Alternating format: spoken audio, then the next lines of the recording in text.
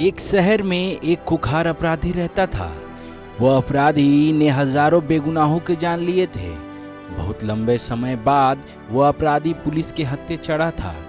वह अपराधी को उस शहर के अदालत ने फांसी की सजा सुनाई। फांसी की सजा सुनने के बाद अपराधी यह सोचने लगा कि मैंने न जाने कितने लोगों की जान ली है। शायद मुझे फांसी की सजा मेरे कर्मों के कारण मिली है। वहाँ के साइंटिस्ट और रिसर्च टीम को यह बात का पता चला।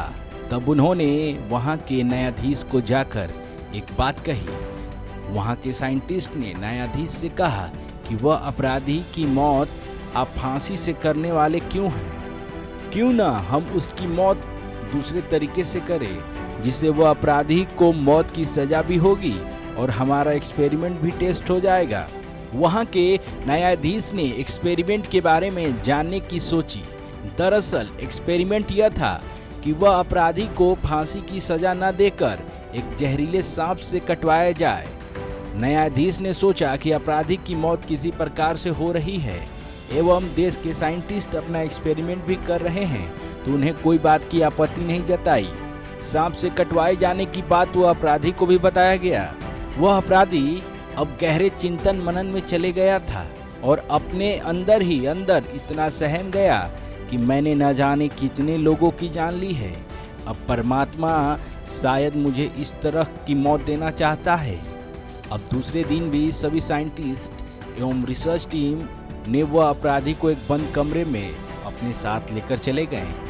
वह अपराधी को एक कुर्सी में बांधकर उसके आंखों में काला पट्टी बांध दी।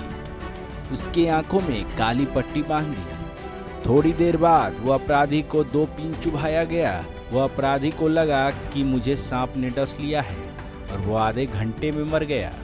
दोस्तों, आपके मन में यह सवाल जरूर आ रहा होगा कि केवल पीन चुभाने भर से कोई कैसे मर सकता है। लेकिन उस अपराधी के दिमाग में निगेटिव थॉट्स इतने घर कर चुके थे कि अब मुझे मरना है, मुझे मरने से अब कोई नहीं बचा सकता। उसे पीन चुभाया गया तब उसके दिमाग में सिग्नल देना चालू कर दिया कि तुम्हें सांप ने काट लिया है और धीरे धीरे शरीर में सांप का जहर फैल रहा है और तुम मर रहे हो।